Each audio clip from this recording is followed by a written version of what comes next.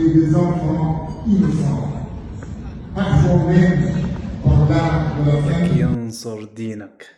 شايفين وزير الثقافة تاعتنا لما بدت كلمة وزير الإيراني انسحب من القاعة.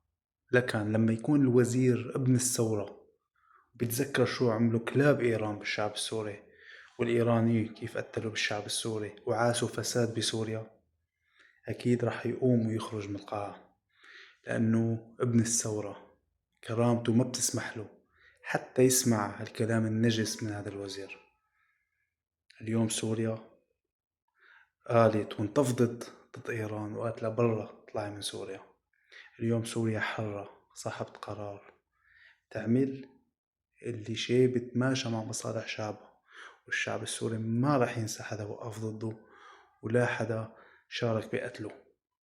ينصر دينك سيادة الوزير، الله محييك.